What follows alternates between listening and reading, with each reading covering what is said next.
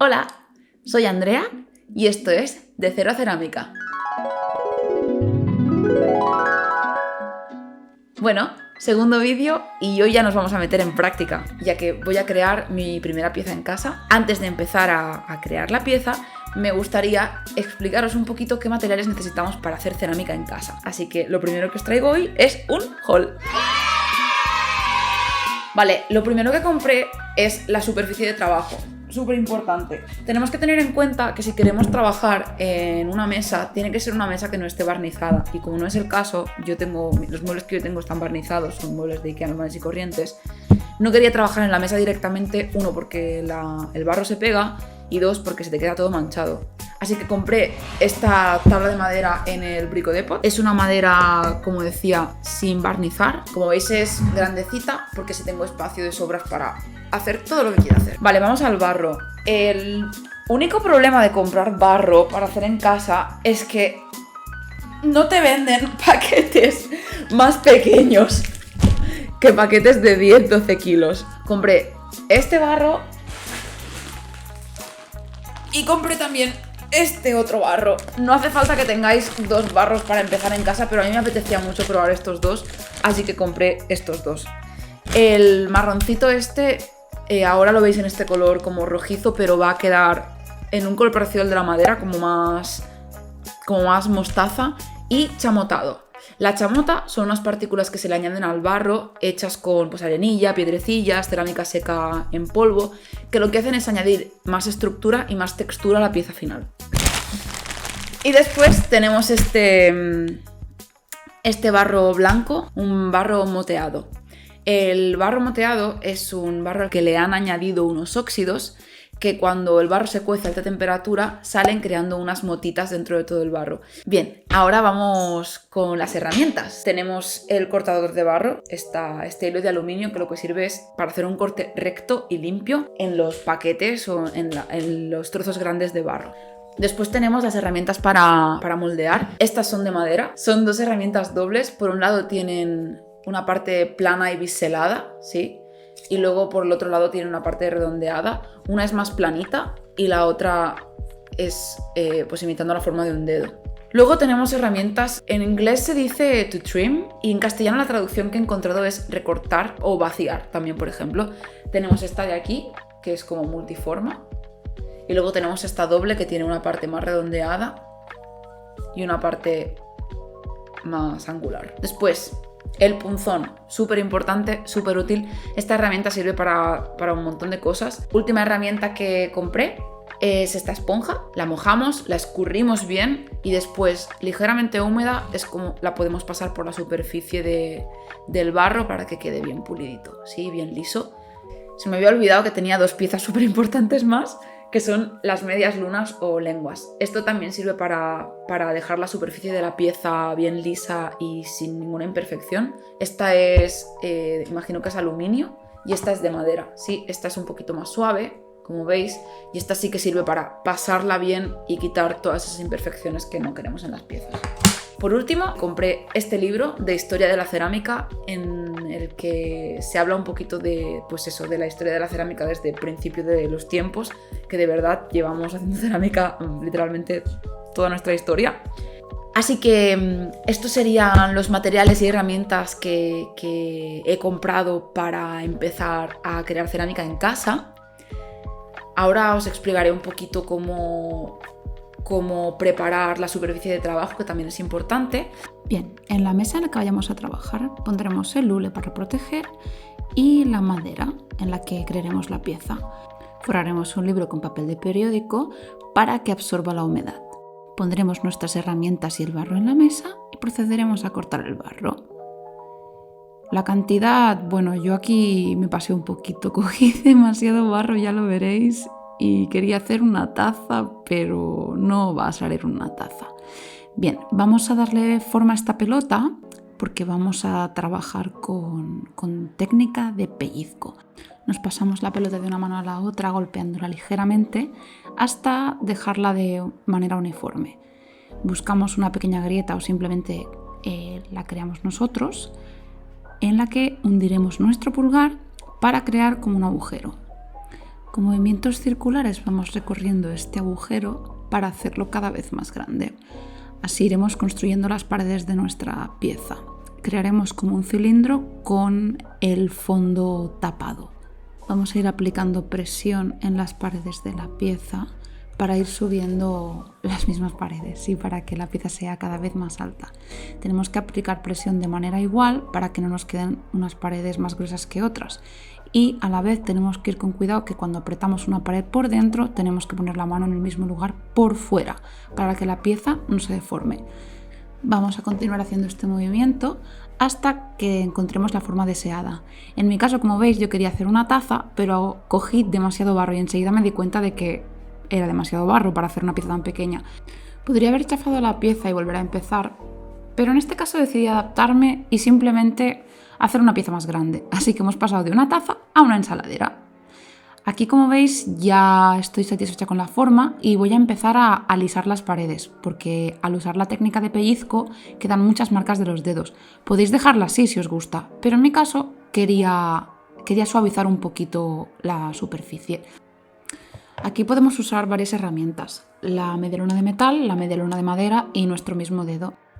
Yo la que más he usado es la medialuna de metal porque es con la que más exceso de barro puedo retirar, pero para los bordes he usado mi dedo y la medialuna de madera, que al ser más gruesa y tener los cantos más redondeados, consigo un efecto un poquito más suave que con la medialuna de metal, pero al final para alisar la pieza en general es la que he usado.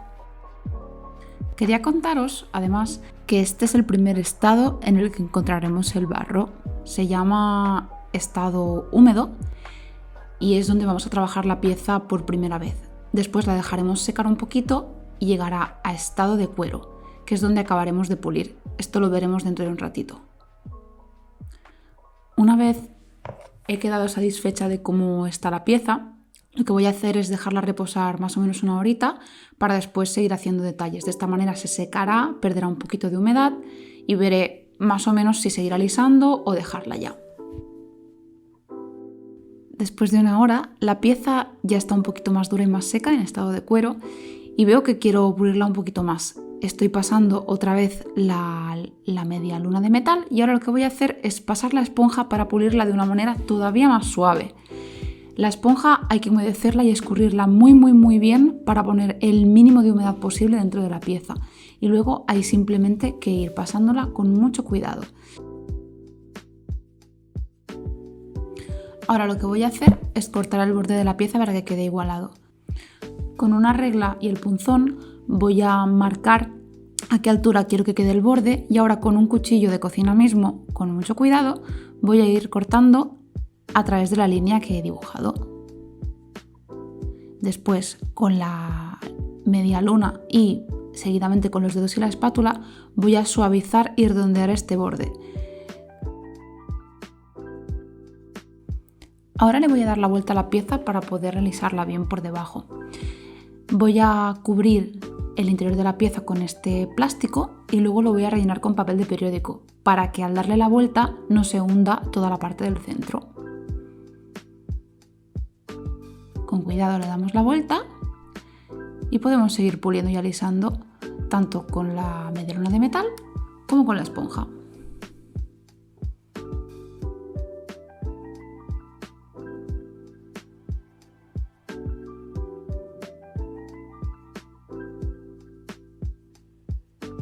Le pongo el nombre a la pieza para cuando la lleve al horno la persona que lo hornea sepa de quién es y la voy a envolver con el plástico por si acaso mañana quiero darle otro repasillo. La voy a trasladar a mi libro forrado con papel de periódico y la voy a dejar secando boca abajo durante 24 horas. Bueno, lo que os decía, que ayer envolví la pieza con plástico para que mantuviese la humedad y hoy poder seguir trabajando un poquito en ella. Estoy pensando hacerle un pie. Para meter al horno hay que dejar la parte en la que se apoya la pieza sin esmaltar, porque si no el esmalte se pega al horno.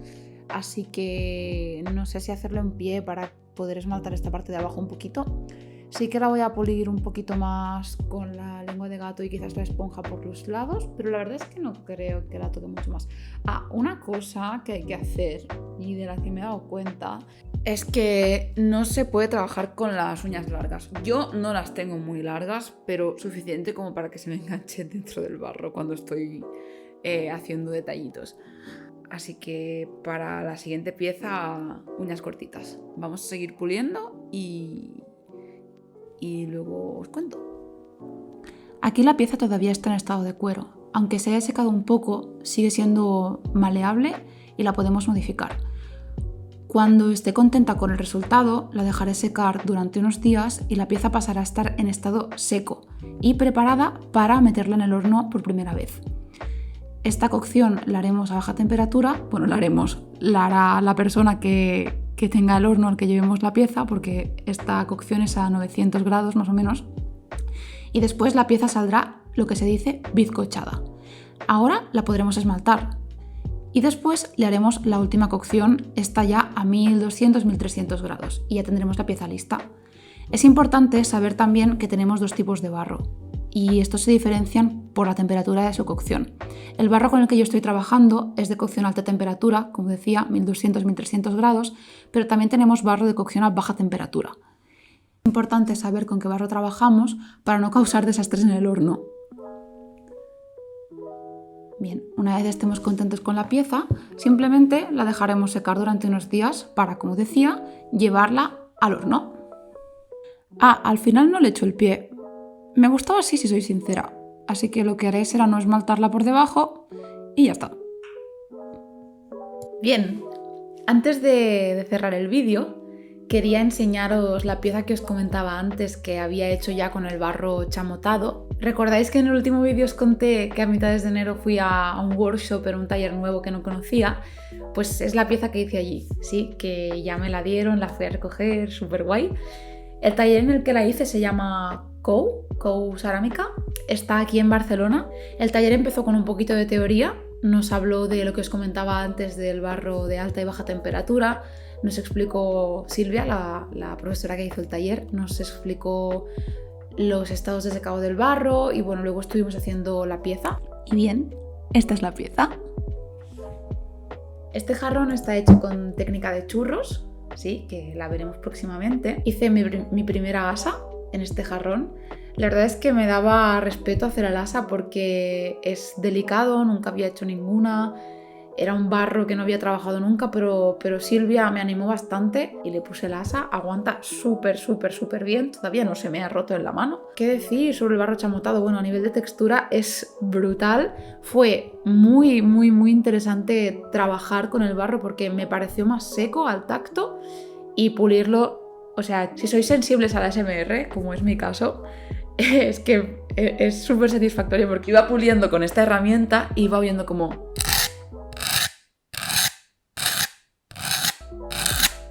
Con el barro húmedo, brutal, de verdad, o sea, muy guay.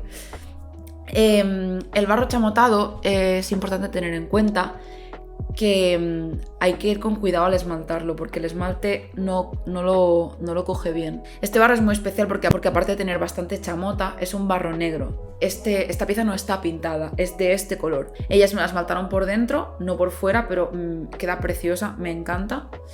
Y esto es mi primer jarrón con barro negro chamotado en COU Cerámica. Y nada, esto ha sido todo por el vídeo de hoy. Espero que hayáis aprendido un montón, tanto como he aprendido yo. Ha habido muchos conceptos hoy, el col, herramientas, cómo preparar la superficie de trabajo, esta nueva técnica, mucha información. Pero espero que os haya ayudado, que os haya servido, que os haya entretenido, que os haya inspirado. Así que solo me queda deciros que podéis suscribiros al canal y darle a la campanita para recibir las notificaciones cuando cuelgue vídeo y darle like a este vídeo si os ha gustado. Muchas gracias y nos vemos en el próximo.